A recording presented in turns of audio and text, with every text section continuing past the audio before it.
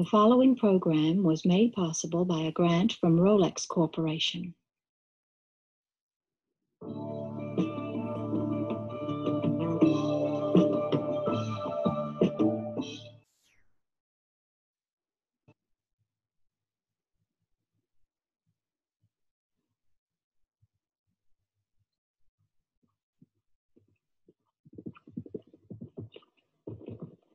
Welcome to Kentucky, the Ultimate Trial, the 1982 Rolex three-day event. Hello, I'm Nigel Casserley here at the Kentucky Horse Park, and with me is Denny Emerson, a former Olympic three-day event rider. Nigel, what we're here to see is sort of a triathlon for horse and rider that takes place over 3 days and has 3 separate tests. The first day is the dressage, a series of intricate controlled maneuvers, not unlike the compulsory figures in figure skating. This is designed to test the obedience of the horse. The second day is the tough day. That's the speed and endurance day, 10 miles over 25 massive natural obstacles, much of it at a gallop. The third day is show jumping, a more precise form of jumping designed also to see whether the horse is still sound and fit from the day before. And now for the first phase of the competition, dressage. Good afternoon, and welcome to 36 Years of Rolex with Nigel Casserley, the voice of Rolex. I'm going to let Nigel introduce himself to everyone. Hi, Nigel. Well, the official Rolex time is now 3:03. And what would be happening at this point in time if we were actually at the Kentucky Horse Park on the Saturday? Well, we would be getting to the end of cross country. And it looks as though you are at the Kentucky Horse Park, but I happen to know that you're down in Roanoke County, up the Shenandoah Valley from me in wild and wonderful West Virginia. Yep, and so Nigel, since they're not having Rolex this year, or they're not having Land Rover, I thought it would be fabulous to spend some time with you and reminisce about the 36 years that you narrated the horse park, and really give us some in-depth and really behind-the-scenes stories that you might be able to share with us. Yeah, probably some we can't share with you, but that's all right. Well, it's lovely to be here. And before we get going, I would just like to send a thank you to all the people who are looking after everybody during this COVID disaster that we're in. And if anybody has lost any friends, my sincere condolences to you all. So, do you want to know how it all started? Yes, please. Well, it all started in July '68, when I came over here for 2 months. It was a very long 2 months, 50. July 78? No, 68. I came 68. over here in 68.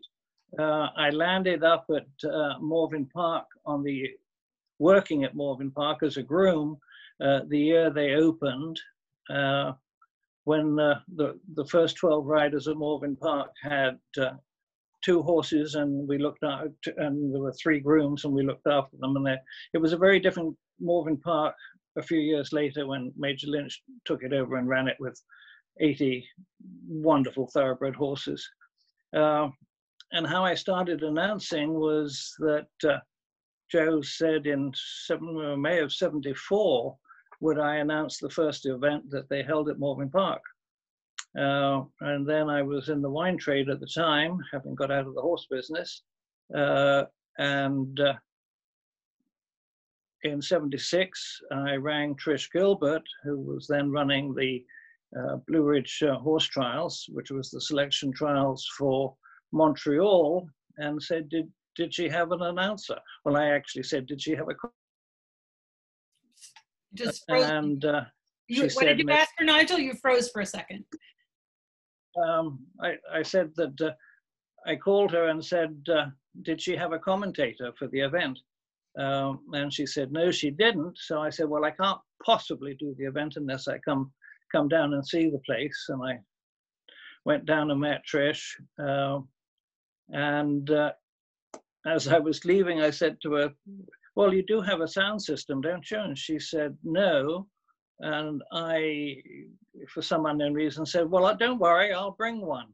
Well, that's 1976, and what's that, 46 years ago now. and here we are. Yeah. So it's amazing how that it seems like so long ago, and yet it seems like yesterday in some ways. You know, when not when I look in the mirror. Oh, speaking of which, I'm gonna just find a little picture here of you in the early days, and I'm just gonna bring that up. That is not it. Hang on. Of you announcing. There it is. And I'm just gonna share my screen here. Let's get that out of the way. I hate to think what you're going to bring up. I know. But this one you should know. This one will be okay. You recognize this one, right? That was Essex horse trials. And the Labrador at my feet, there is Roger Haller's Paddy. In the car is Prissy. And literally, this was the back of the Volvo, and that was the horse inspection at Gladstone. Oh wow! And then is the lurcher there on the left? I'm having a serious brain fart. That's okay. So what year was this? Oh, very early. This is maybe 77, somewhere around there. And then you started announcing at the horse park before it was even the Rolex 3-day event. Is that correct? Yeah, 77. The first horse trials they had at the horse park was 76, which was a Pony Club Championships. And then in 77, as a test event, they had the North American Junior Championships, and then the 78 World Championships followed. So I've managed to scrounge around and find some footage of the 78 World Championships. So I'm going to see if I can't pop that up on the screen and see if we can. It was narrated by, I believe, Bruce. Yes, narrated by Bruce Davidson. But, you know, it's amazing that there actually is some footage hanging around from those days, because it was quite a long time ago. And I'm just... Well, it was an extraordinary event held in Lexington, Kentucky, in the middle of nowhere, for a sport that nobody knew, and we had 100,000 people at it. It was just extraordinary. How did the word get out? I have no idea how they did it. I have no idea on how these people turned up. It was absolutely amazing. And so I'm just going to scroll it back here and just play this a little bit. When he first went in the ring, he wanted to look up and see the people in the stands. And the thing that is so amazing about this footage is to look at the horse park and see what it looked like back then compared to what it looks like today when they have the 3-day event. Well, what you're looking at now would be the covered arena. I mean, that is where the covered arena is now, which is extraordinary. Oh, wow. And I know that when we get to the show jumping phase, it's a grass arena. There's no stands. People are sitting on the banks. Absolutely. It was a grass arena for a very long time. And so you announced there, were you announcing with other people? Because I heard some other, when I listened to this video, I heard other voices. They brought over a man from Germany, a man called Fritz Balkwitz, because he spoke 5 different languages. And he did the majority of the announcing, and I held his hand most of the time. So what was it like setting up for this World Equestrian Games? This a major event with 100,000 people in the middle of what was basically a field. Well, it was a field. I mean, the horse park had literally this and a set of 4 barns and the grass arena up by the lake. And that was it. Was that Mike Plum? I think so. Let me just back that up a second. I'm pretty sure it is. Yeah, that chin was. Yeah. And I'm sure you can recognize a lot of these people by their back. Yeah. So do you remember what horse that is? It could have been, was that Better and Better? I can't remember that long. I think it might be. I know he rode Better and Better in '82 because I've been watching that footage for quite a while. I'll just pop the sound back on for a second. Because of that, I went really slowly out of the box.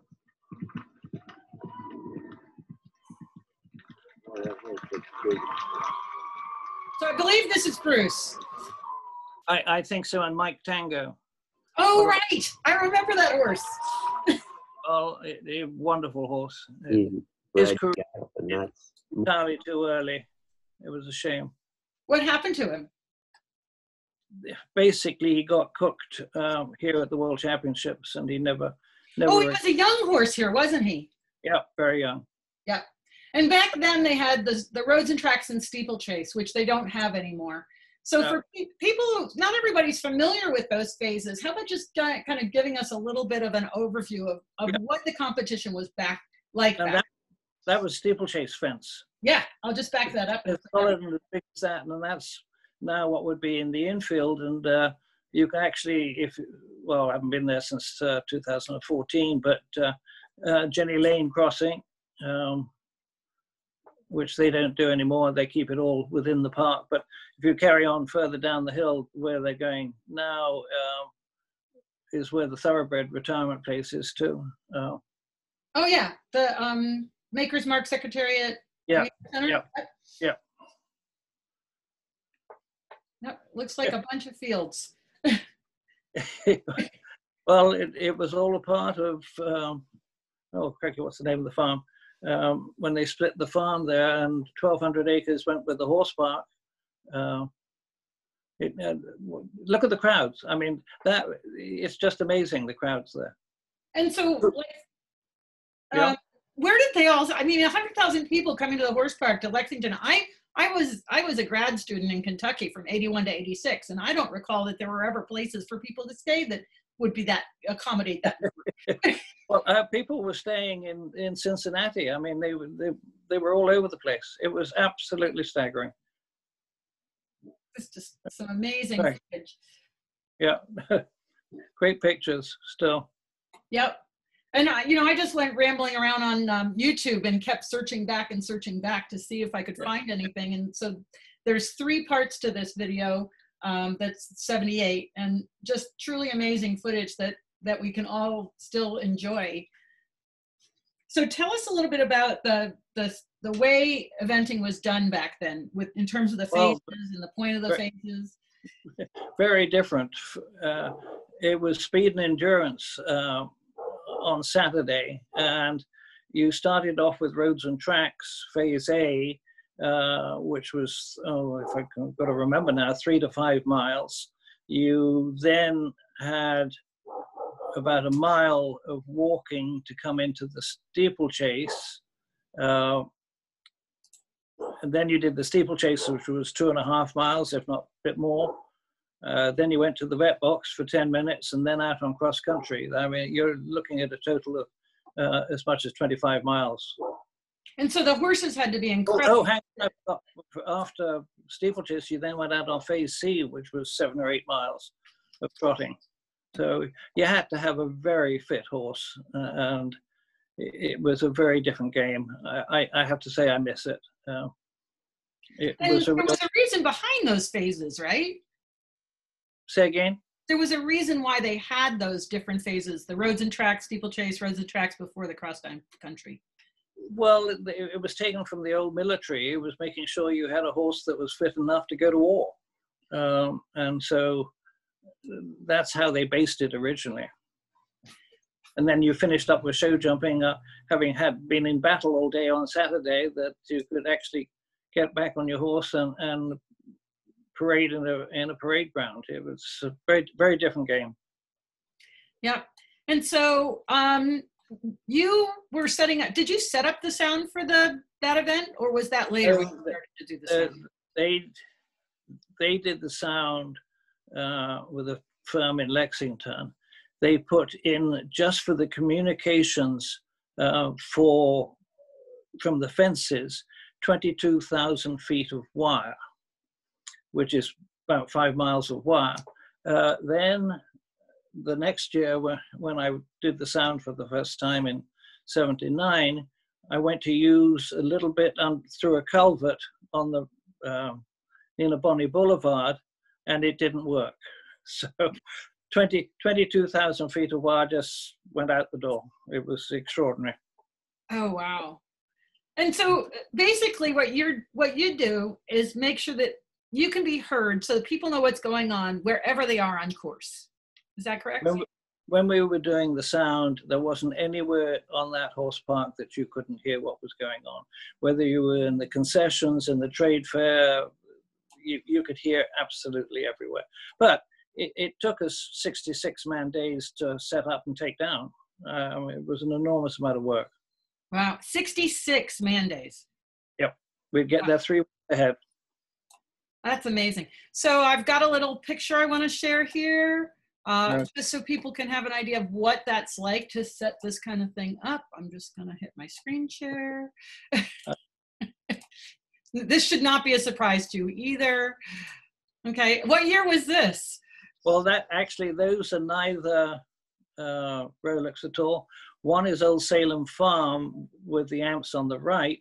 That was taken literally seconds before a shot of lightning came down from the upper arena right through that booth, and I was holding those amps so the water ran underneath them as the lightning went straight down between my legs. It was quite an interesting experience. The other one, I think, is up at Bromont, when we had a truck with a crane on it, for which we put the speakers on the crane. Very different. And then here you're parked on top of a roof. That was at Peter Green's. Yeah, he decided I needed to see the course. So, okay. Yeah. So doing sound isn't the safest job in the world if you're out there in all the elements and you've got the lightning storms and there's been quite a few Rolexes where the weather hasn't been the best, right? Many that haven't been the best. In fact, one of the most memorable days of cross country there, the rain was horizontal, and Bruce rode the most extraordinary round I have ever seen in that horizontal rain. I'll never forget seeing him ride that day. What year was that? Oh, I can't remember. Somewhere in the 80s. What horse was he on? Let's put it that way. I can't remember that either. Nigel, that's why we have to do this, because, as we age a little bit, we tend to start forgetting things. So I think it's really important that we kind of... Age? What's age? All right, so we're going to roll the ball forward and we're going to go to 1982 because you the other day found a piece of video that I thought was totally amazing. 82. That was the second year of Rolex coming on board as the sponsor. They started in 81, and what an extraordinary sponsorship that was. Except that they paid next to nothing for it. They had a very strange deal with the AHSA as it was then, and now USEF, and I have no idea how they got away with not paying so much. Roland Pouton was the president of Rolex Watch USA at the time, delightful Swiss man. And I said to him one day, I said, Roland, what's this property worth to you? He said, oh, a good million. They should have been paying $1 million in sponsorship. And he would have been willing to pay it, but nobody asked him. It was bizarre, but it weren't my job.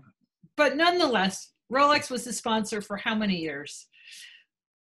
Well, until Land Rover came on, what's that, 3-4 years ago? Yep. So it's been an amazing part of the history of the event at the Horse Park. It's extraordinary because the event didn't become the Kentucky Horse Park or the Kentucky Horse Trials or the Kentucky 3-day event. It got known as Rolex. And when that happened, there were only 6 events in the world that were named after their sponsor, and the only one I can think of is the Winston 500 after the cigarettes. And then everybody said, we're going to Rolex. One didn't go to Kentucky, you went to Rolex. That's right. So I'm going to play a little bit of this film here. I'm just going to pick up from the intro. Screen share. I'm going to make this big. And what I've done is this was actually the KET television did an hour-long episode on the whole event. And you and Denny Emerson narrated it back in '82. Denny did it 1 year. Tad Coffin did it with me, I think, for 2 years. And KET, being the local PBS station, were just wonderful on the. They all volunteered. The whole crew from KET. They were extraordinary. Wow. So I'm just going to let this roll for a little bit. Kentucky, the Ultimate Trial, the 1982 Rolex 3-day event. Hello, I'm Nigel Casserley here at the Kentucky Horse Park, and with me is Denny Emerson, a former Olympic 3-day event rider. Nigel, what we're here to see is sort of a triathlon for horse and rider that takes place over 3 days and has 3 separate tests. The first day is the dressage, a series of intricate controlled maneuvers, not unlike the compulsory figures in figure skating. This is designed to test the obedience of the horse. The second day is the tough day. That's the speed and endurance day, 10 miles over 25 massive natural obstacles, much of it at a gallop. The third day is show jumping, a more precise form of jumping designed also to see whether the horse is still sound and fit from the day before. And now for the first phase of the competition, dressage. And coming to the dressage arena now is the Grey Goose and Kim Molness. Grey Goose owned and ridden by Kim Molness from Woodbury, Connecticut. Combination was second here at the Rolex International Kentucky Horse Trials last year. Okay, let's ride this one through the test, Nigel, and watch the different movements that she makes. That's the halt, and he's supposed to be absolutely quiet and square and straight at the halt. I would say that was a good halt. Now she goes forward at what we call a working trot, which is just his normal gait, his normal pace in the trot, turns to the left, and when you see her come to the letter S over there, he'll go into a longer, springier pace called a medium trot. See how his legs are springing further forward and his hindquarters are coming more under him. She'll make a circle at the medium trot and continue it up to the letter V. And at V, you'll see her come back to a quieter, steadier movement. There, you see, he's slowing down. Now she'll come down the center line, and she has to be absolutely straight, looking right at General Burton, the chief judge. And when she, So I'm going to pause it there for a second because I love the fact that General Burton was the judge. Yes, well, what a trio of Fritz, Burton, and Thackeray. They got eventing on the map in this country. They're extraordinary. Colonel Thackeray was such a charming, delightful man too. He held an O judge in 4 disciplines, which nobody else has ever done. And so can you tell us a little bit about these men? Because, you know, quite frankly, a lot of the riders today don't even know who they are. No, I'm sure they don't. Well, Jack Burton was running the USCT stables up in Hamilton, Massachusetts, because that was the home of eventing then, and Neil Eyre was president of the USCTA, and Eileen Thomas was the executive director. Jack Fritz had been involved with the Essex troops years before. He was very instrumental in writing the rule books for eventing. And Colonel Thackeray was just a superb horseman, absolute delightful man. I remember the name Neil Eyre, but you know, I can't remember how I know that name now. Neil Eyre basically started the USCTA, and he was president for the USCTA a long time ago. Well, I fib a little bit because I'm going blank again. USCTA basically started in Virginia, but it all blossomed under Neil Eyre. If Neil hadn't been there, eventing wouldn't have never got going in this country. Did he live in Connecticut? No, Massachusetts, Myopia. Oh, Myopia. So he was like Myopia Hunt. That's how I know the name. Yeah. That's a long time ago. And the Ledyard horse trials. Which were amazing horse trials back in the East Coast for many years. I mean, he started, it was an invitational in 1975, where about 7 or 8 British riders came over. It was extraordinary. And they had a big crowd up there in 75, but nothing like what they had in 78. So was Ledyard really where we started doing eventing in this country? I think so. To the standard as to what it is now, yes, without doubt. Right, and I'm trying to remember, because I think there were photographs a while ago of Mark Todd where he jumped into the water at Ledyard. I'm pretty sure it was Ledyard, and they were still photographs, and his horse disappeared because it fell in the water, but he never moved, and the horse came up underneath him, and he went out of the water just fine. Yeah, it's funny, I don't remember that one. Yeah, no, there's some very old photographs, and Allie Thurston, if she's listening, she'd probably be able to come up with that history. But another extraordinary thing, something like that, was at Morven Park. There was a bounce on top of a hill through a lane, and Mike Plum cleared the bounce, a rail in and a rail out. Yeah, that was an extraordinary picture. Wow. I think it surprised him too. I'm sure he wasn't expecting that. So I'm just going to go back to this video again, because at the time, this was the Grey Goose, and I won't play all of the dressage tests, but I'll just let it run a little bit. I'm just going to turn the sound down here. And she went on to win this event this year. And the footage has her in both some of the cross country and in the show jumping.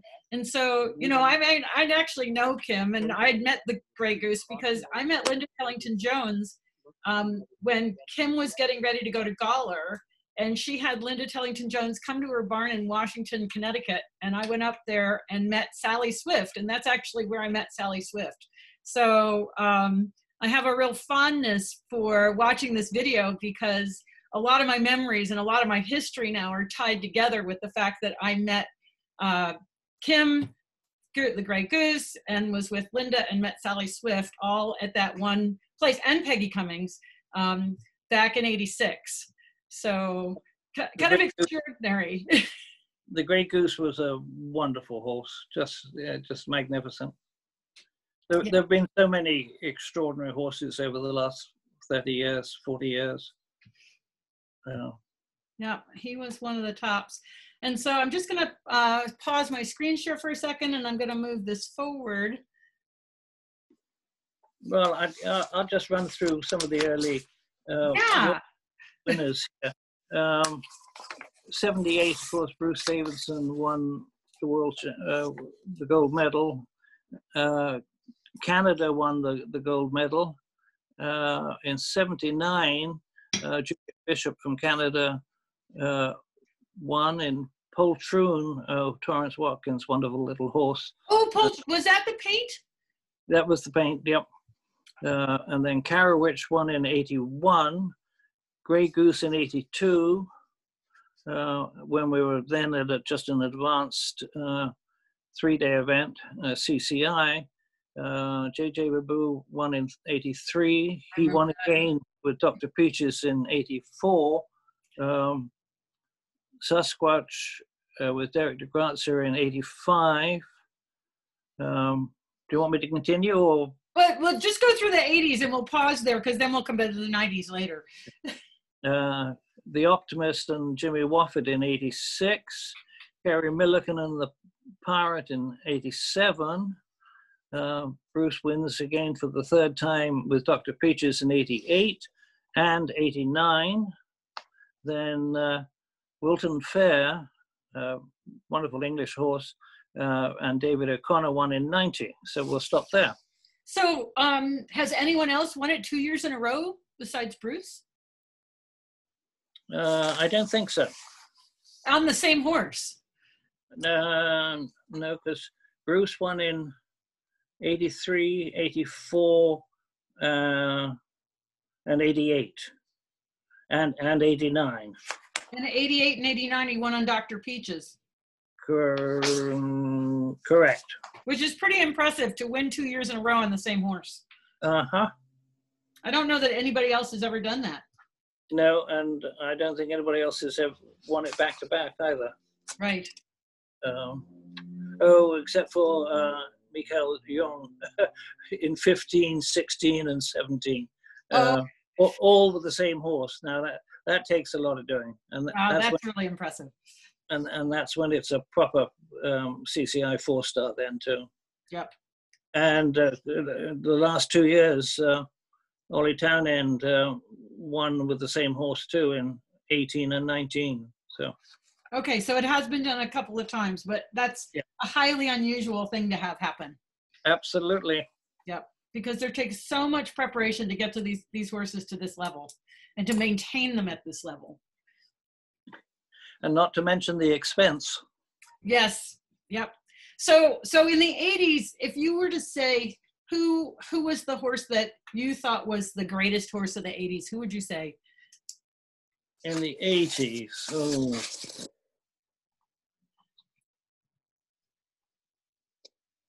well, that's an interesting one. Poltroon was always fun to watch.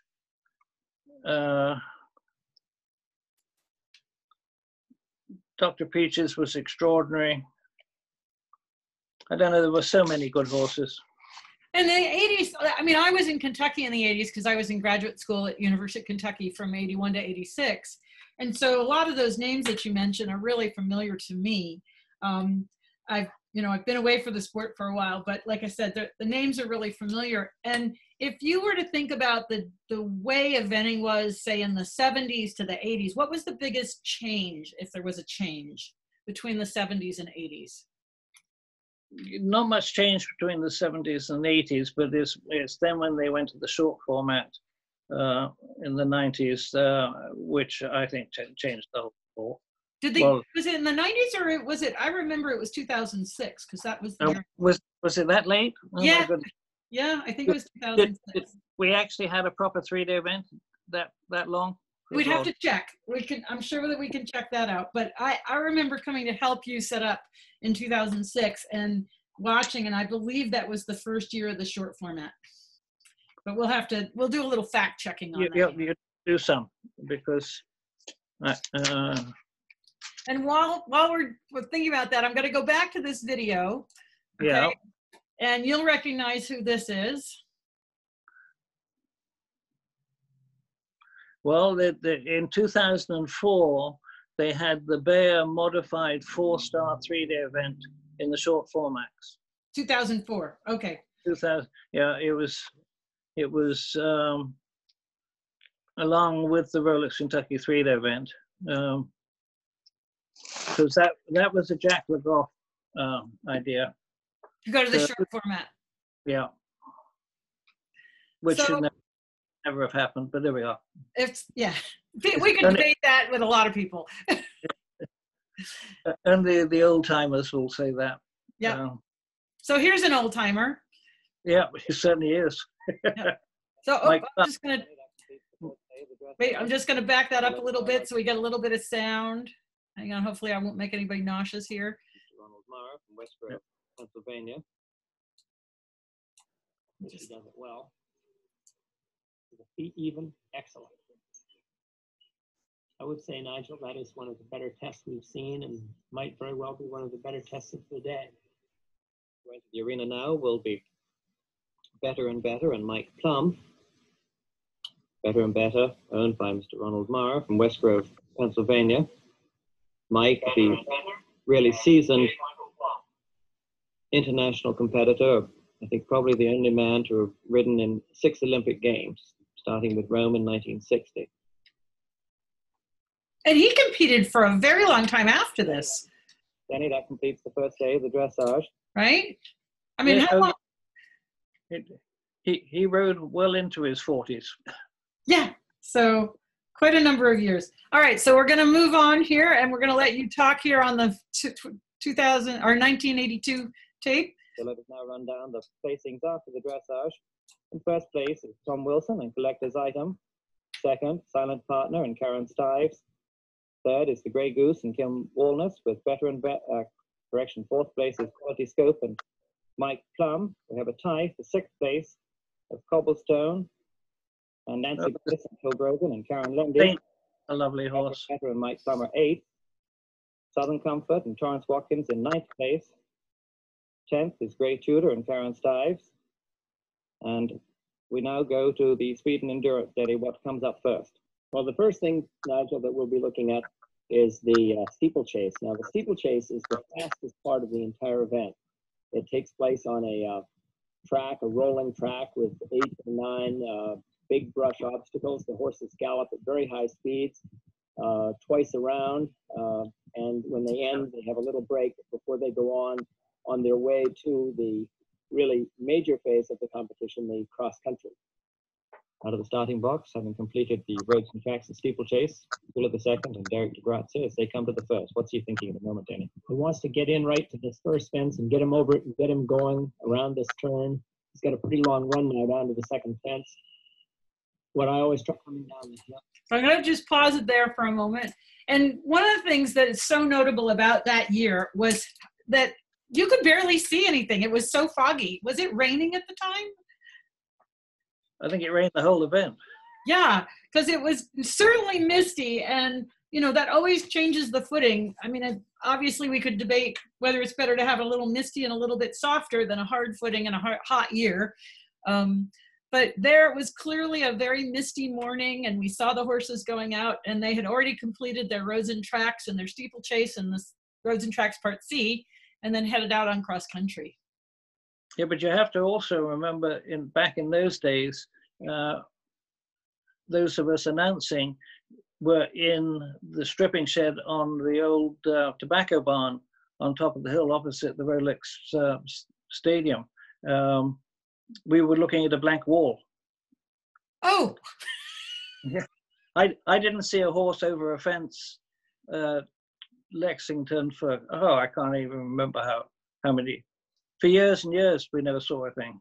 So how did you know who was on course? Well, you had people on, well, first, when we first started, I used the local ham radio club, and they reported in, and then we got more sophisticated, and Motorola started making good radios, and so the fence judges then reported in.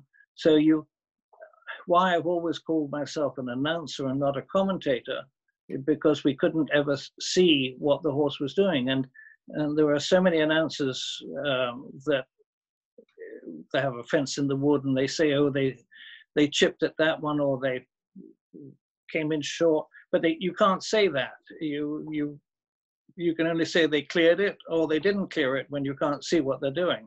So literally you were sitting at what they call the big barn, right? No, not the barn. It's the big brown barn. The steeplechase barn on top of the hill, opposite the entrance to the sponsors row, and right next door to now the Rolex Stadium. Right. And so you're sitting in that building and you're announcing from there, and people with ham radios are out on course at every jump and telling you what's happening. Yep, absolutely. And ham radio operators, I used to have to brief them in the Red Cross building down in Lexington, and they knew nothing of the sport, but they were phenomenal people. They took it on for years until the FCC said it wasn't really the duty of ham radio operators to be fence communicators. Yeah. So they knew nothing about horses, but they would go out and you'd have one at every jump? One at every jump, yep. And then they would watch the horse and catch the number as it went by and then just call in. The fence judges would tell them the horse number and clear or one refusal or whatever it was, yeah. And then, so all of that was feeding into you at one time? Yep, absolutely. And did you have somebody there helping you to like keep track of? Yeah, you got somebody tracking, yeah. You couldn't do it otherwise. No, I'm trying to imagine how you did this. So you have these people radioing in and you have to keep track of who's on course and roughly where they are, because you know if they cleared the jump or not. And then not roughly where they are, actually where they are. I mean, people could never understand that I never saw anything. But you know, you set up a rhythm, and if your communicators are good and are reporting in a timely fashion, then you can get it pretty accurate. Wow. And so, like what would happen if there was something on course that caused a hold, like a rider or horse that fell? How did you handle that? well, you would hear there was a hold, and one particularly, we had a long hold, and I'm searching for filler, and I'm going through the program, and I see a piece written about volunteers.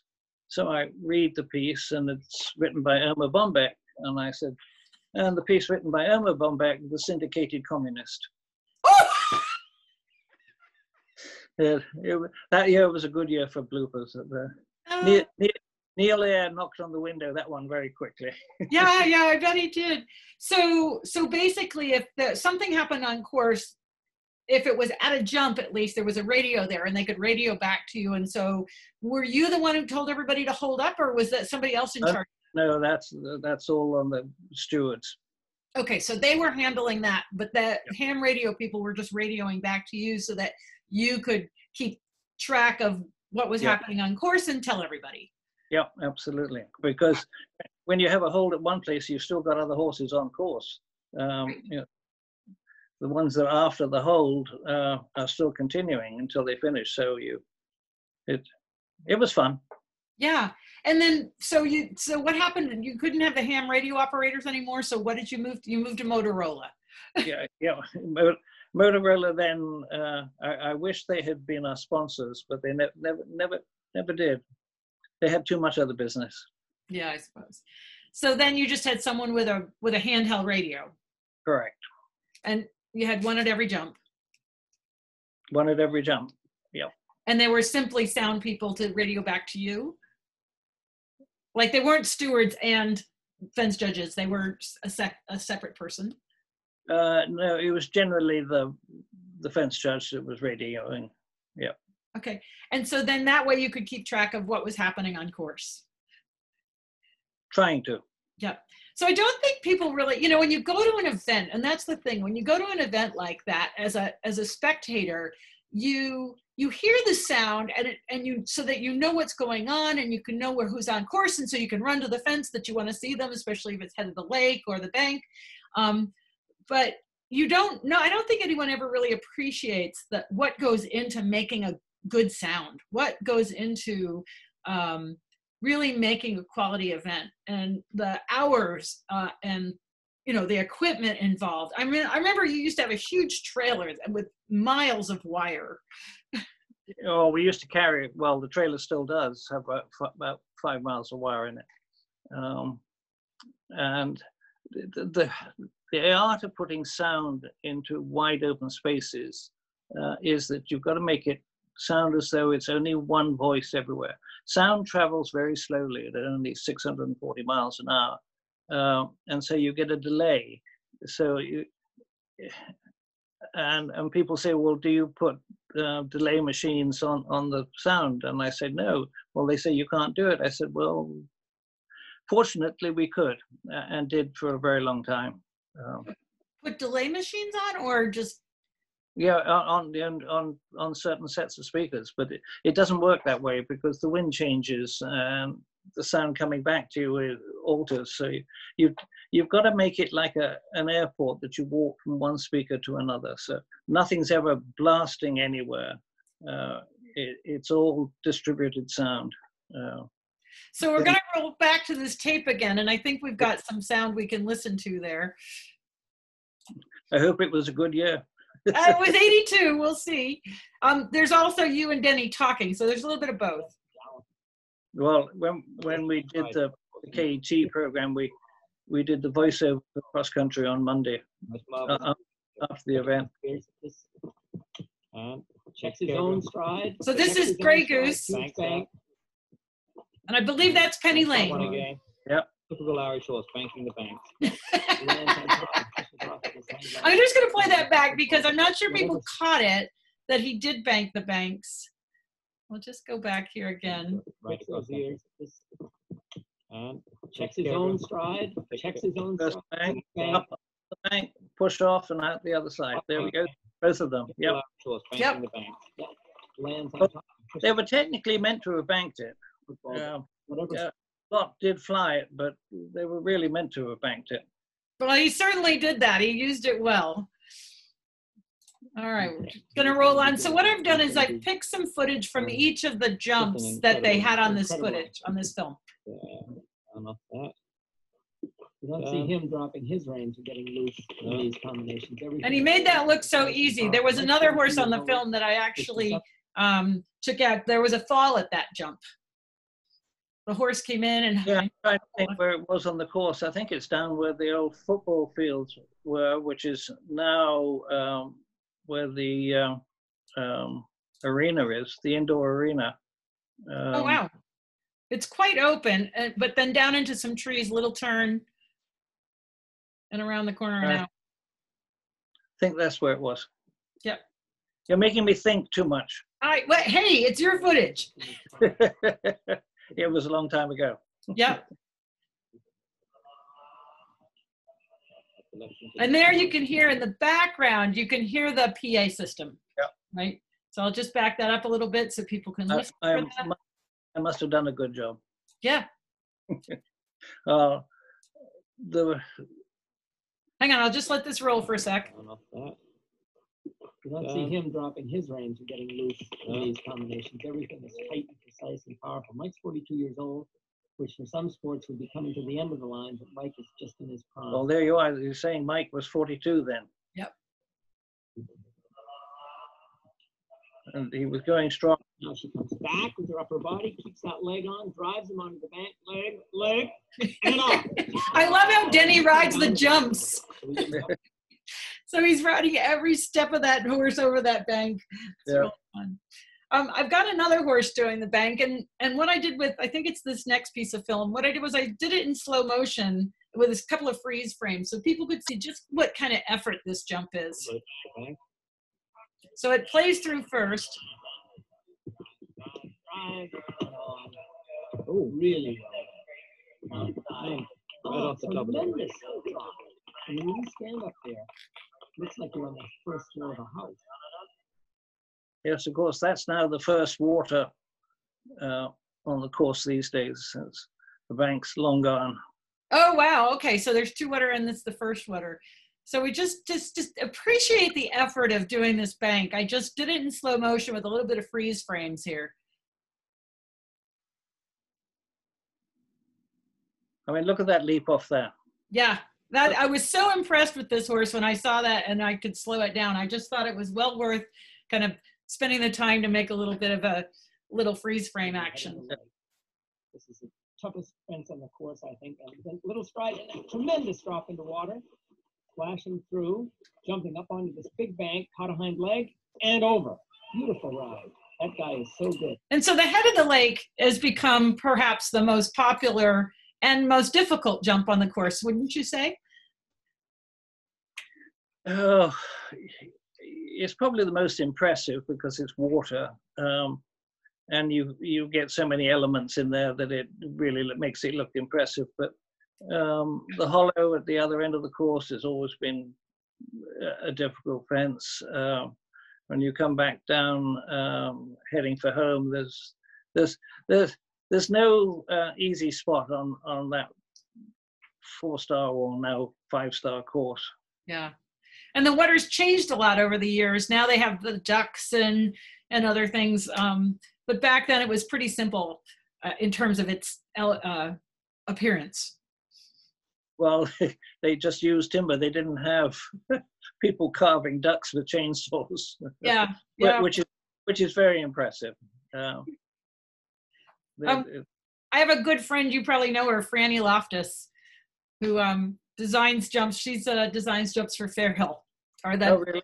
She doesn't design the jump. She designs the artistic part of the jump. She's an artist. Well, the artistic part of the courses these days, ordinary. I have just seen Mallow get up. Wendy, can you keep talking for a moment? I need Mallow, who is now 13 and a half, and she's got bone cancer, so she's... I'll just play some footage, no problem. I can keep you entertained. Well, let me see what she... Oh, I know what she's thinking. She's thinking it's supper time, but let me put her out. Hold spot. Come on, Mallow, darling. Come on. So I'm just gonna back this up. I'm gonna pause my screen share for a second And actually, I'm going to change which video I've got up because I've got more of this footage from '82. I'm back because I think she's just telling me she wants supper, so she can wait. Okay. She That can didn't wait. take long.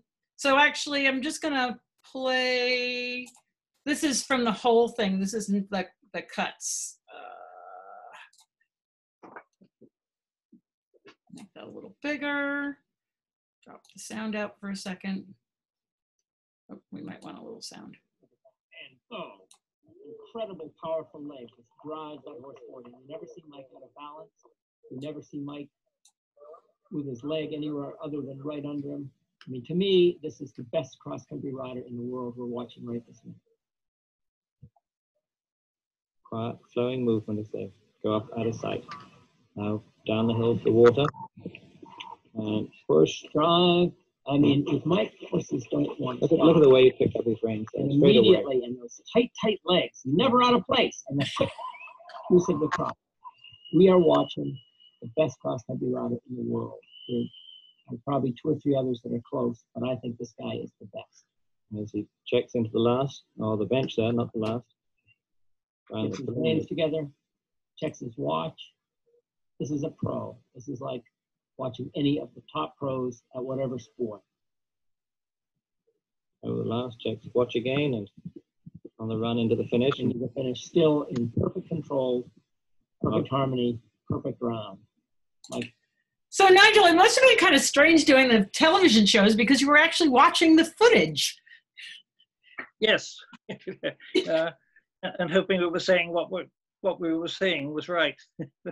Yeah, because I mean, the more I start to understand this, you actually never saw the horses on course. Did you ever have a time when you had video cameras that you could see what was happening while you were announcing?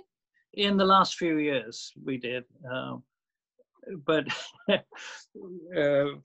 the Atlanta Olympics were interesting with the camera because I had a Frenchman doing the French, well, actually, he was Belgian, and he would watch the edited edition or the delayed edition of the cross country, and which is very confusing because it's 12 seconds after what actually happened. So you were listening to the radio and the reports, and then he would look up at the television camera and be announcing that there was a fall, and he'd jump up and down and say, "Oh, shoot, oh, shoot, oh, shoot."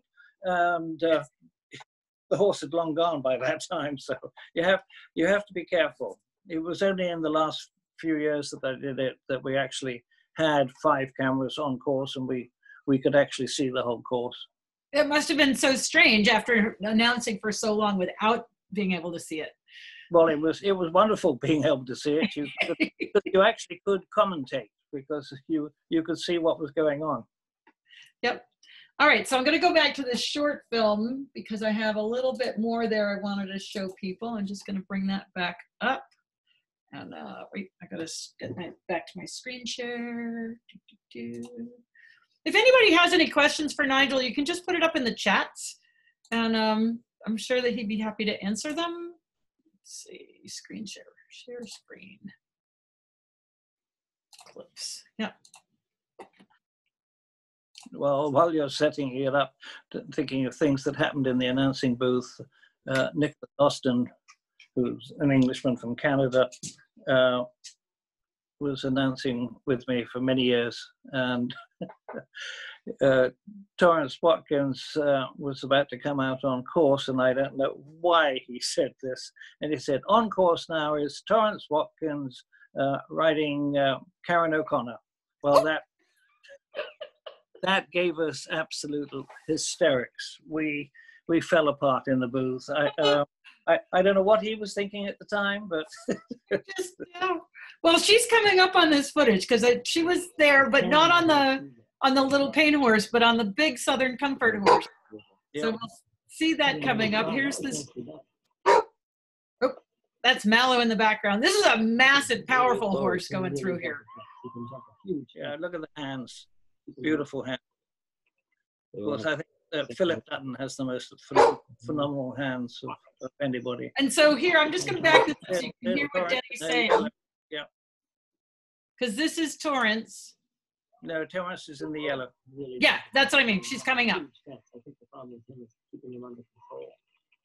They all have to ride at the same weight at 165. Yeah, and you can see those. Yeah, and they are that when women then carried what lead, that was Yep. 100 pounds soaking wet. 165 pounds. Now I'm going to play it back so you can hear what Carrying you that much said. lead, does that make a difference? Say again. I'm going to play this back so you can hear what you said. Oh, Those pockets. And it's a saddle and filled with lead. She's not 90 pounds soaking wet. She's not 90 pounds soaking wet. Carrying that much lead, does that well, make a difference? I never had. you would never call her a big woman. No, I just thought it was really cute. Yeah. But think how much lead she was carrying. Yeah, because if she's carrying 165 and she's not even 100 pounds, she's got 65 pounds of lead on there. Yeah. Dead weight, too. Yep. Not- Totally different than if it was a person. Yeah. Nope. Yeah, I mean, you say to the modern rider now, 30 pounds of lead, you wouldn't do it. Yeah, I mean, they don't carry any weights now, right? No, none. No. It'll catch weight. Yep. So does that give women an advantage then? Well, only if you were a better rider. Yeah, that's true. So somebody's asked a question about how many miles and how many jumps are there in a typical cross-country course? Oh, God, now you're making me think. Normal cross-country course now, well, it's much shorter. I'm going to say 3 miles, somewhere. Well, how many meters is it these days? There are about 15, yeah, about 3 miles. And I think it's 26 jumping efforts, something like that. Yep. Or not jumping efforts, fences, many more jumping efforts. Right, because they're combination fences where Yeah. there's multiple efforts. Yeah. Yeah. All right. So I'm going to go back to this film one more time. Let's see if I get the right one. Share. Off to the far end of the course, the opposite end from the sinkhole. Most falls are caused because their knees don't get up in time. The Quickly. front legs don't get jerked up out of the way. Quickly over the bench there. Moving into the last.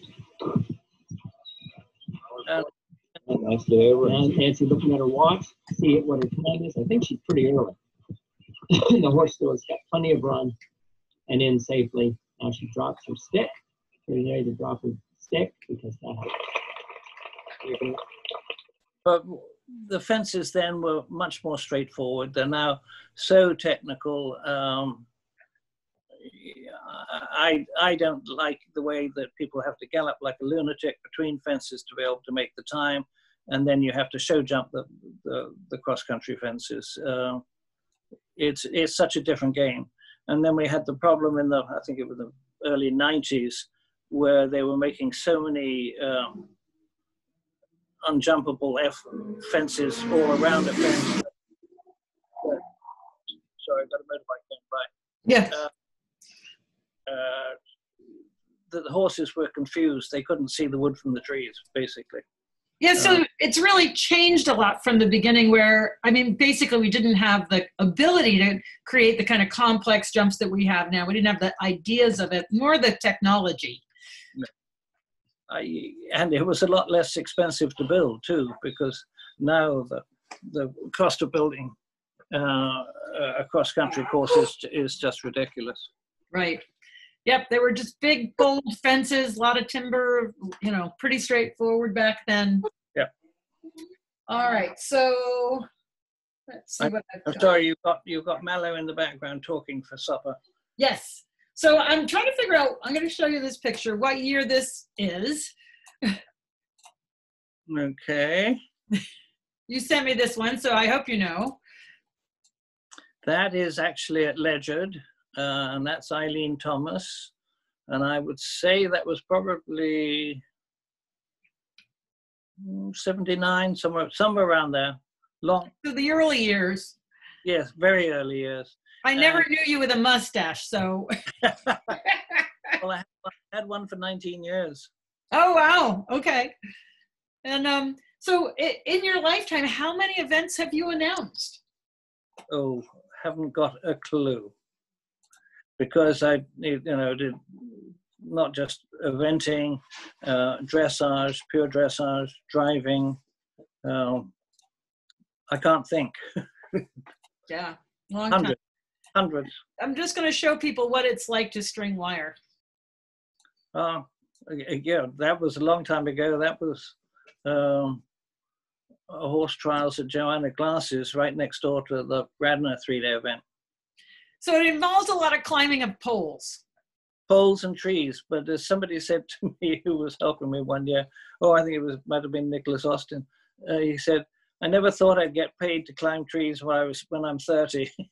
So it's too many poles. Yep. But there's a lot of work that's involved in setting up good sound. Enormous. Yeah. And hopefully I've got it right now. Yeah. So some of the things that I've been able to find on YouTube are some other video, and this one, I'm not sure what year this is. I might, well, while I'm looking, trying to get this organized, who is that? So if we roll forward from 82, then we get into the mid 80s and then early 90s. And so who were our winners in the 90s? 90s. All right, if we start off with 1990, David O'Connor and Wilton Fair, then Karen Lendy, who is now Karen O'Connor, of course, in 91 with Mr. Maxwell, and then Stuart Young-Black from Canada. That was an Olympic selection trial year in 92. He won with Von Perrier. Bruce the next year won with Happy Talk. Then Julie Gamina, who is now steeplechase training and doing very well. She won with Treaty. And then the Olympic qualifying competition in 95, that's for the qualifying for Atlanta. David O'Connor and Custom Made. 96, Dr. Doolittle and Stephen Bradley. And that was the selection trials. Karen O'Connor in 97 with Worth the Trust. Then Nick Larkin came over from New Zealand in 98 when it was the first 4-star. Then he won with a lovely horse called Red. Tiffany Loudon and McCarvey in 98. Karen O'Connor with Prince Panache in 99. And I don't remember Over the Limit and Kim Vinosky in 99.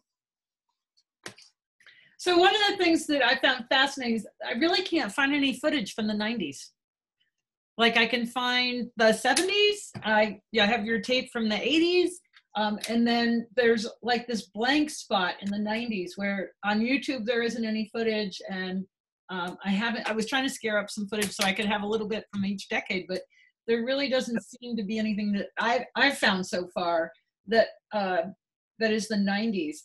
So was there a difference between the 80s and 90s when we got to eventing in the 90s? Oh, hang on. Sorry.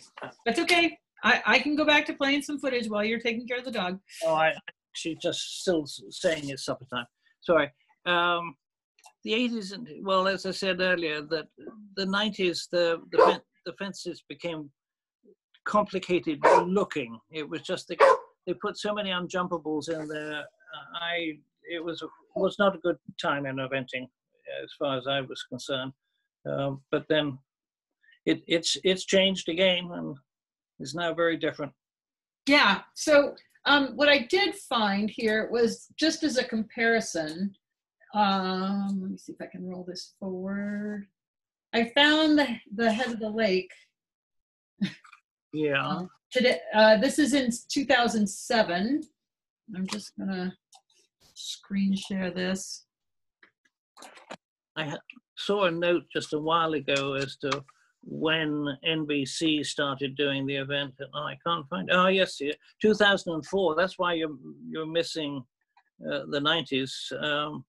After KET did the those early years, then nothing was done until NBC did it in 2004. Oh, wow, because this is an overview of the lake. And while the quality is a bit poor, what we can see is it's a very different looking course in 2007 compared to the 82. Yeah, and the lake was very full that year too, from the look of it. Yeah, yep. And this is Karen O'Connor with Teddy. Now that was an extraordinary little penny. Michelle Dunn has a picture of Teddy, which I'm sure you can't find, early on in the course at the ditches, and he is standing absolutely upright as he takes off. It's a most extraordinary picture. I might be able to go look for that. I'm going to pop over there once this plays a little bit and see if I can't find that footage. He wasn't not very big, was he? Amazing little athlete. When you actually look at so many pictures, one has to be completely staggered as to how athletic horses are. And why do they do it? Why do they let us beat them around a course? I mean, not literally beat them around a course, but it's extraordinary. Well, you know, I've had these really interesting conversations with a variety of people recently, and you know, it comes down to the horse really understanding his job. It comes down to educating as opposed to just, you know, drilling, and developing these horses' characters and developing their ability to learn, and so that they can put together the ideas and actually, you know, you can't, in my opinion, you can't force a horse at this level. They have to love the job. They really have to understand it and love it, because it's such a tough job. Yeah, well, I read a criticism the other day that I thought was absolutely true, that now that the dressage test is getting more and more complicated, riders are making the horses do the test, but the horses now are not thinking for themselves. And I think that's the dangerous part when you come to major cross-country fences. Horses don't go out these days and hack for miles and learn to balance themselves, and self-carriage I find it hard to even see how people ride a horse that can't carry itself. Well, and I think that is the big difference between a dressage horse and an event horse, and that an event horse really needs to think for himself, because he's got to make decisions and get it right even when you get it wrong. Absolutely. And we're the one that screws them up each time. Yeah. So I've gone to Michelle's, I don't think this is Teddy, but I've gone to Michelle's Facebook page, and I'm going to share some of her pictures because she's given me permission. It was so kind of her. She has just masses of pictures. I mean, look at that horse. I mean, that's on top of the bank. It's how do they do it? Why do they do it? I don't know. Well, you look at the eagerness on his face, and he is definitely into this job, you know. And so this is where, you know, I've had interesting conversations with Dr. Stephen Peters and Sean Patrick, and the whole idea of that the horses need to be able to tolerate some degree of stress, but the reason they can tolerate that stress is because they've learned how to learn, and they know how to let themselves down. And that's such a critical piece that, you know, if you take an athlete and they get really up, but they can't let down, they're going to burn out. They're going to have injuries. They're going to break down, because the recovery is so critical to the whole process of development. And you get burned out very quickly if you can't just let down. I don't know how. I really don't. I think they're just extraordinary creatures. Yep. And when you look at these horses, and I'm just going to go back to her album because she has so many photos here, and I, you know, encourage people to go and go look at her Facebook page where she's posted these. It's Michelle Dunn. It's really awesome. She has years and years of pictures from Rolex and from you know, Kentucky 3-day event. And this is 2007, and I pulled up this year specifically because since that other video is 2007, I was hoping that we could find pictures of Teddy in here, but alas, there are so many pictures. Yeah, I should have, when I saw her picture of Teddy, I should have sent it to you. Mea culpa.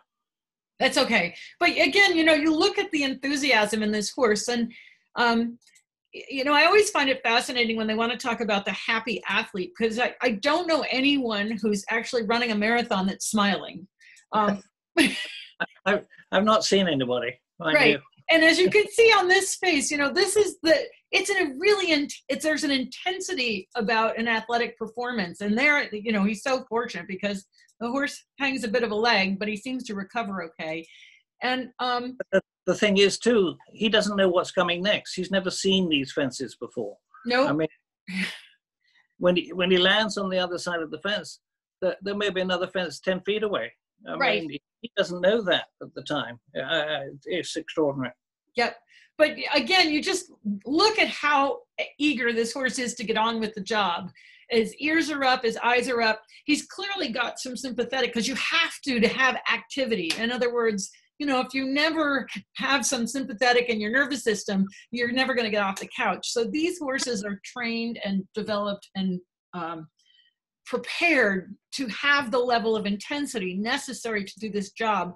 And, you know, when you see the horses coming at their fences with their ears up and their eyes bright and just, you know, eating up the ground, you know that there's you know, and here you can see there's an intensity, you know, and maybe something's happened on the past jump, but look at that stride and look at that eagerness and forwardness in that horse, which I just think is so amazing. I hope he's going forward. Yeah, he better be. So, this is an interesting series of jumps. I don't even know who these riders are. I've just, like I said, I've just clicked over to 2017 and, you know. What you got? Yep. But again, look at that eagerness in that horse to eat up the ground and get to the next fence and just be responsive to his rider. Really quite impressive. What have you got coming up? What do you mean coming up? Like next picture. Next picture. Let's do another year from Michelle here. This is 2005. So we're going a little bit back in time, but I find it quite interesting to go back more to the older photos. Can you see my screen? It hasn't changed on my end. Uh-oh. Hang on. No. Let me share my screen again. Maybe I lost that. There we go. Can you see these, a whole bunch of little pictures? Yep. So these are Michelle's pictures. And this horse is just, can you see that I'm clicking through them? Okay, great. We're there now. Yep. Whoa. Yeah. Sit back on that one. Yep. That face is so familiar. Oh, it's Kathy Weishoff. That's not why it's familiar. It's like I know her. She's a Lexington homebred. Yes, absolutely. Yeah.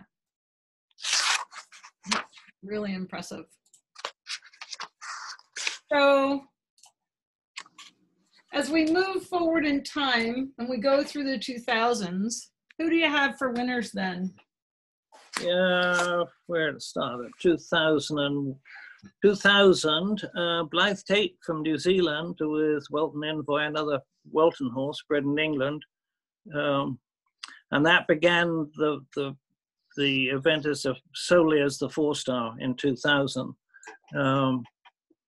And everybody said, well, we could never run the event. And Janie Atkinson, who was the long time director, she and I were talking before they had it just as the 4-star. And we were expecting 40 odd entries. And she and I just said, yeah, we can make a day of it at 40 entries. I mean, it's not badminton with 120, but it worked. And I think it's thank goodness. Fair Hill are going to be really put to the test, though, coming up, whether they have their first event, this 5-star, this autumn or not. But going back to, so what year was 2008? No, so 2001 was David O'Connor, Gilt Edge, then Kim Severson and Winsome Dante in 2001, Pippa Funnel with Primrose Pride in 2003, and that was her first leg of the Rolex Grand Slam, which is done on, and it's a lot of money now. It's $250,000 to do it, to win badminton, Burley, and Rolex. Wow. And that was the first. It's only been done twice. Winston Medante won again in 2004. Darren Churchill with his Stallion Windfall in 2004. Well, that's interesting. I've got 2002, 2004s there. So, because he won the modified 3-star, 4-star. Okay. Then Winston Medante came back in 2005 and won for the 3rd time. Andrew Hoy from Australia won in 2006. Clayton Fredericks won in 2007, and I'm just going to get a picture. Hold on. Yep. A picture that Mary Phelps took at the presentation.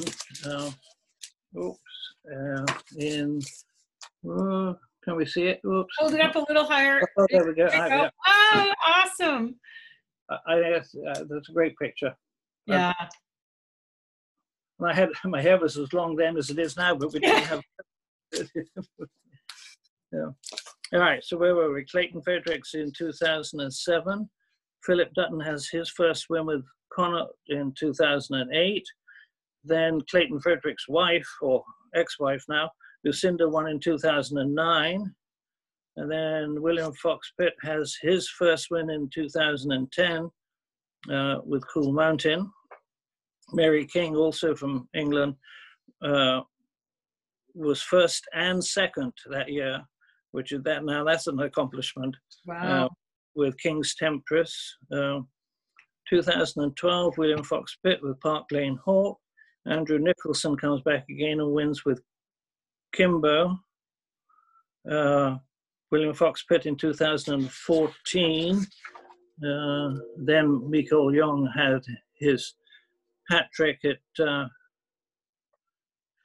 15, 16, and 17, which is extraordinary. Yeah. So for someone to ride multiple horses, and there, I can remember back, well, I'm going back into the 80s again, but there were people that would ride 3 horses around that course. Yeah. And then I think that you can only ride 3. You may actually only be allowed to ride 2 these days.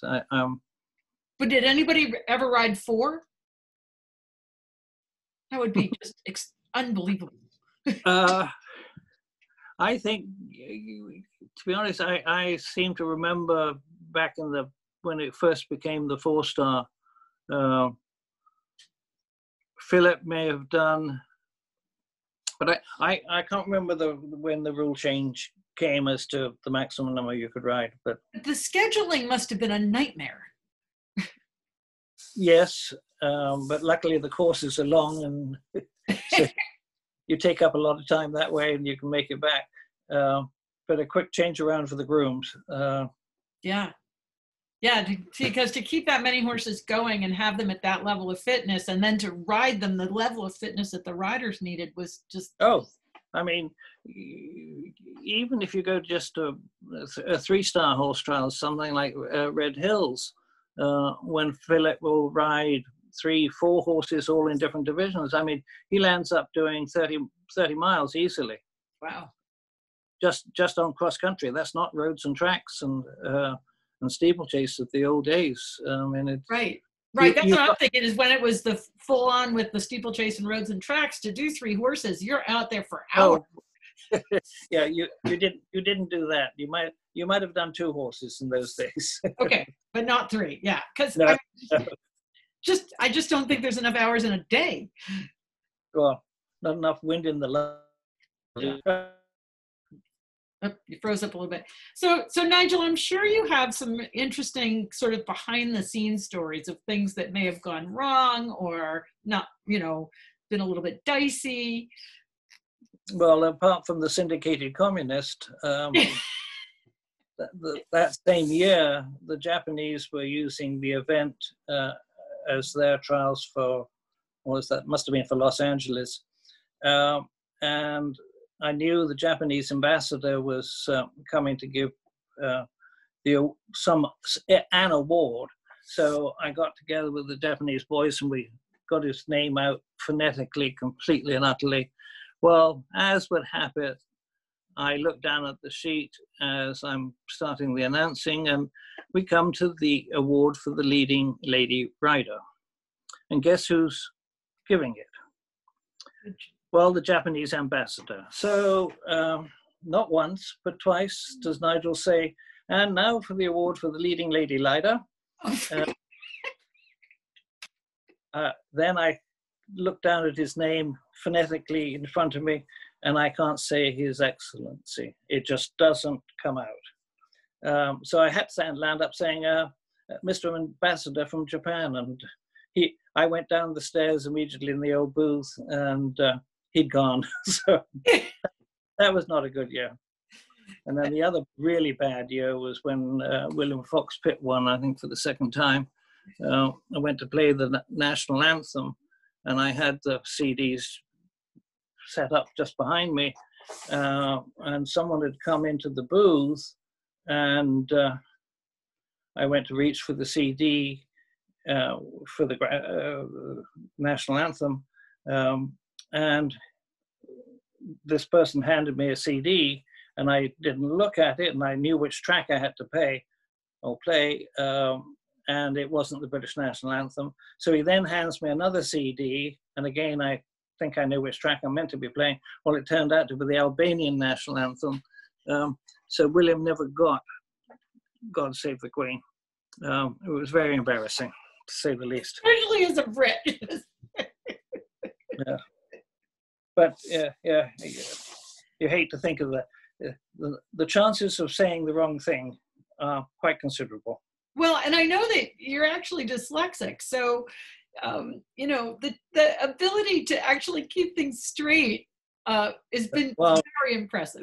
You're absolutely right on that one, and it was Eileen Thomas who pointed this out to me back in the early years, and she said, "Nigel, do you know you're dyslexic?" I literally said, "What's dyslexia?" Because back then it was barely known. She said, "You get your numbers incorrect." I said, "Well, I can't read either. So between the dyslexia and not being able to read, it's sometimes quite difficult." So, I mean, but here you are a job as an announcer, and what you have to do is be able to read people's names, their bios, you know, keep the numbers straight, what number they are, what year it is. So how did you manage that? I don't know. I have no idea how I've been announcing for 46 years. I can't. One of the things that I've always enjoyed about your commentary, and I mean this is kind of one of the reasons that I appreciate your announcing so much, is that you know the riders, and there was always an interesting little story or a little quip or a little history or a little fill. You always had something a little special, and not just simply the rider's name and number and where they were on course or what their score was. Yeah, and you hope you didn't bring up things that you weren't meant to mention. Well, yeah, there's that part of it. Like Nicholas Austin and Torrance and Karen O'Connor. I fortunately have a voice that seems to amplify well, and that's been, I think, a lot of my blessing, is that people can hear me, can understand me, and I will blow my own horn and say that the greatest compliment that I used to get was people would come on the grounds and they would hear us testing while setting up, and they would come up to me and say, "Nigel, thank God you're here. We know it's going to be a good event." And that was a very persistent compliment that I'd get, and it was wonderful. Well, I think there's something about not only your experience announcing, but your experience as a horseman, and the ability to adapt to situations when the shit hits the fan, you know, if something went wrong, or that you were able to adapt and keep the ball rolling in spite of, and that's one of the keys, in spite of whatever chaos might be going on the inside, the public needs to know that everything's okay. The old ducks syndrome, yep. Paddling like hell and looking smooth as ice on the top. Yeah, and I think that is a mark of a good announcer, is that they can reassure the audience and keep them engaged in the process of what's going on and interested, while at the same time, you know, it could be utter chaos on the other side, or it could be a long hold because there was an accident, or you know, whatever, that you can just keep going and rolling with it and make it all work out. The great art of announcing in my book is to give as much information in the fewest number of words. Yep. And so I think that that's really a gift. One year at Chesterland, I'm announcing from the top of a horse box, and I suddenly see Dickie Thompson, who was running control at the time's face just go completely ashen. And I turned around right behind me where he was looking, and the helicopter bringing in the Almaden sponsor team crashed on the cross-country course. Well, that took over 2 hours of fill to keep people there. That was my worst day. That was absolutely the worst day. Wow. It's hard to fill for 2 hours. Well, especially in a situation like that, that's a pretty horrific. Yeah, nobody got hurt. It was amazing. It just dropped on landing, and of course on the course. It wasn't meant to be on the course. It was landing off the course, but it landed right slap bang on the course. Wow, that's really crazy. Well, I think it's time for us to go to the last phase. I'm going to bring up some steeplechase, not some steeplechase, some show jumping video. We're going to go back to 82 again, because that's what I have the most of in terms of, I just think this is wonderful history to watch this footage that you had.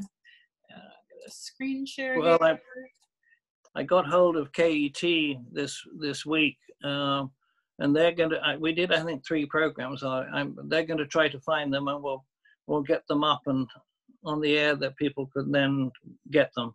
Oh, that's awesome. And then tell people what happened when you contacted KET. The young lady who was in charge of programming at KET now, I said, well, this is some time ago. This was 82.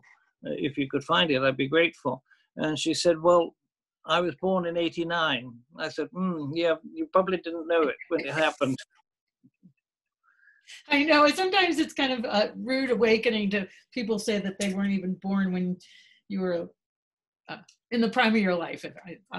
Well, I'm still not as old as my sister, though. So perfect. There you go. All right. So here we are back in 82, and we're entering into the show jumping phase. I'm just going to let this roll a little bit. And it's on the grass. Yes. So actually, I got to pause for a second. So if anybody's been to the Kentucky Horse Park recently and been to the show jumping arena with the stadium, this is it. This is what it looked like in 82. Yeah. And later, I can't. Yeah, I don't know when it was no longer grass. Yeah.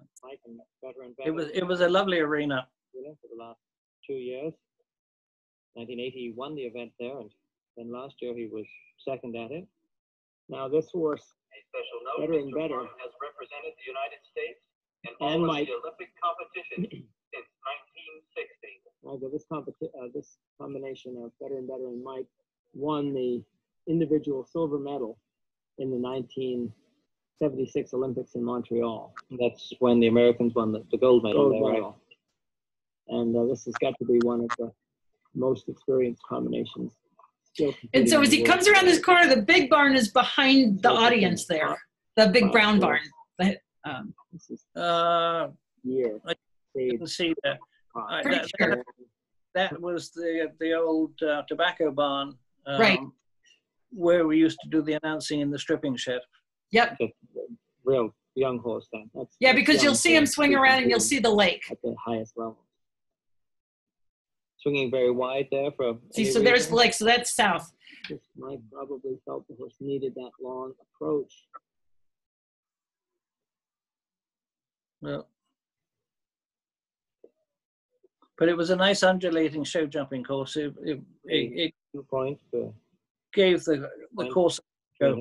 and the 4th place, which was Shepherd's Regal. Well, there was slope, there was Can't afford terrain. to have a rail It wasn't down either. flat. Certainly wasn't. Anybody can get a clean round out of a horse. It's generally mine.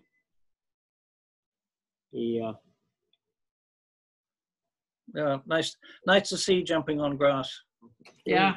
Oh boy! And it stayed. That was A really tricky fence there. Straight up. As you can probably hear from the oohs and ahs of the crowd, this is a very exciting sport. And it still is. I must have got it right the first time there. Yeah. So, just one fence to go for his clear round and keeping his 3rd place. And Mike, and they retained their 2nd place. But we've never had a crowd since. It was huge. And they were just sitting on the grass. There was no bleachers, no stadium. Since the World Championships and when the 78 World Championships, and when they said they were going to do the World Equestrian Games in 2010, they were talking about numbers of people, and I was in the office, and I said, if you think Irish horse, you are expecting 100,000, I said, you don't know what 100,000 people look like, and they, of course, they had a fraction of numbers in 2010. It still was amazing, 78. Yeah. Tremendous speed and scope. And my daughter went to her first event at the World Championships in 74 at Berlin. Well, that was the year she was born. They got a very good chance. Very good chance of doing it. Well, at this point, Grey Goose is in first place after cross country, and he just has to get around this show jumping course. You can't hear it. Right through there. A huge jump. What a nice horse. Yeah. I keep holding my breath like this. We'll never be able to talk for the rest of the competition. No, I don't know why I'm holding my breath. Put in a little chip stride there, short stride, but then nicely over that. Ooh, turning very wide there to get back to this one. And we have to take it at an angle. Made no We can do difference. that. Now coming to this difficult downhill combination. Oh, Easily sailed through there. Sailed through. She just got 3 to go now. Whoa, she took a huge jump. Fun to see. Yeah. And 1 to go. 1 to go, and she'll be the With a proper water in. Yep. Winner of the. She was a happy girl that day. Yeah, well, it's pretty impressive, you know. I mean, that's one of the horse combinations that we still, anybody who was around still remembers, still, you know, appreciates. I've watched this footage now several times because I've been editing it, but it still makes me smile. Yeah. Yes, indeed. Yeah. So Nigel, of all the years of your announcing, if you were to say, how would you encapsulate all that? What I mean, it's got to have been an incredible experience. You've known all these people personally as well as professionally from years of contact with them and years of interaction. You know, like I said, I can remember quips that you would make about certain riders because it was obvious that you knew them on a personal level. But I mean, how do you, how do you encapsulate all that in terms of what it's been like to be an announcer for 36 years? Well, that was just announcing a Rolex was 36 years. I'm now on 43 years now. 43 years, yeah. Too And damn you've done driving, but you've also done a lot of steeplechase, right? You've done quite a bit of steeplechase. Well, back in '84, because one wasn't earning enough money doing announcing You froze up.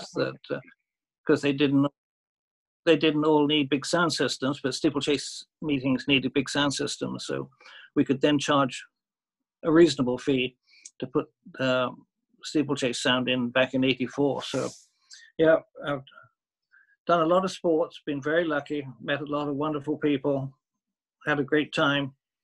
Just can't afford to retire. So when I'm 80, I may be still walking around with a microphone in my hand.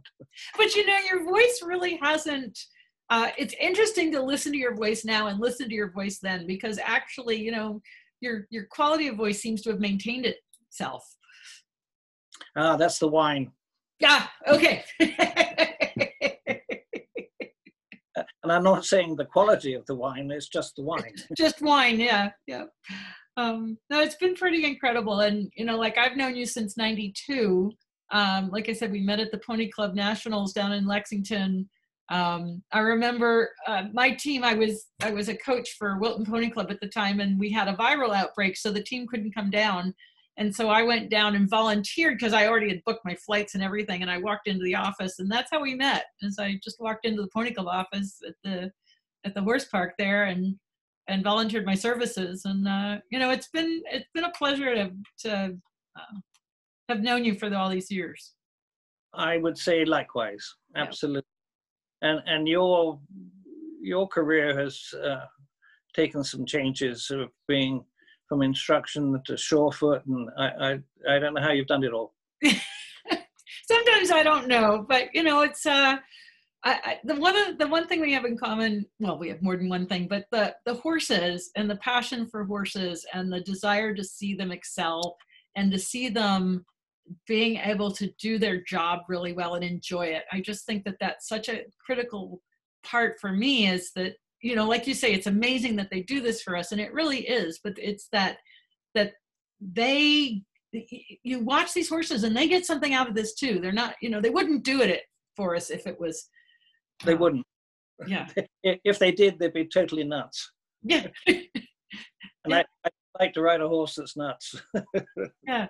Yeah, it's really incredible. Well, I thank you. It is just watching horses. I love watching horses. You know, watching young ones play in the field. It's just, you can spend hours doing it. Yeah, it never gets old. It does. Yeah. Except what? Getting old. Getting old. Oh yeah, yeah, yeah. Older. But it's been really interesting. You know, given the pandemic and everything, for me, it's given me an opportunity to go and have these webinars and conversations with a lot of people that I know that I otherwise wouldn't be able to do, because we're all so busy all the time. And horse people aren't the best technological people. Like, well, I'll just let everybody. Oh, really? I wouldn't know that. Yeah, we did a little test webinar this afternoon to make sure it was all going to work okay when we got started here. We weren't going to have some problems, but you know, it's just been great. I've gotten to do these webinars and talk to a lot of different people. It's been really, really fun. Well, keep up the good work. I will. So go ahead. No, I'm just saying thank you. Oh, you're welcome. I have a little video to play at the end. It's the end of the 82 tape, and I think it's kind of a nice way to kind of wrap up this webinar. Just for those of you that are watching, all of my webinars are on my YouTube channel, Surefoot Equine, or this one will actually go up on Murdoch Method because it's not really Surefoot related. And you can find me there, and you can find me at murdochmethod.com. If you join my email list, you'll get an email for the next week's guest list. I've got Sharon Wilsey coming back, and I don't know who else, but tomorrow I'll put out my email with the list with all the links. But to wrap this up, I think that the end of the 82 yeah, before you go there, Wendy, somebody sent a message. Were there any messages that came in? Super fun. Yeah, there's been, let me see if there's if anybody has any questions while I'm queuing this up. Just put your questions in the chat for Nigel. And let me put my glasses back on us. Let's see if there's any. Let's close that one. I don't know that we haven't really had any questions. I think people have just really enjoyed listening. Thank you. Thank you for listening. Yeah. So I'm going to do my little screen share here, find my end. There we go. Yeah, I'm going to make this big. Hopefully, maybe that's a little too big. Hang on, let me just drop that back a little bit so it's not quite so distorted. Oh, I think there was a message from my daughter. Oh, what did she say? I don't know. It disappeared too quickly. Oh, let me see if I can find it. Chat. Oh, thank you so much for taking the time with us. That's just lovely. And hi, Alex. I hope you're doing well. So here's the end of the 82 Kentucky 3-day event. The worst part of The advanced division here at the Kentucky 3-day event, 1982, sponsored by the Rolex Watch USA. oh, actually on a victory gallop. How lovely. Yeah, that's what I thought. A proper victory gallop. As Tim completes our victory gallop, I'd like to say thank you to you for helping me here, and what a wonderful event this has been, and it really has been. Kentucky, the ultimate trial. And now for Denny Emerson, myself, Nigel Casserley, goodbye.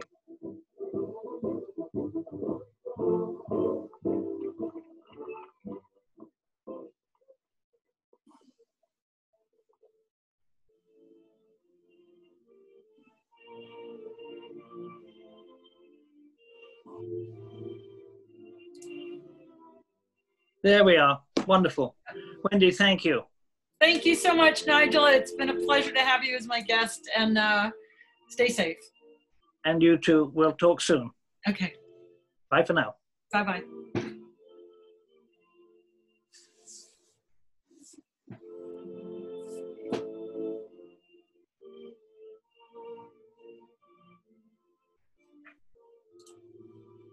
And thank you all for joining us on this Saturday afternoon. Stay safe and be well.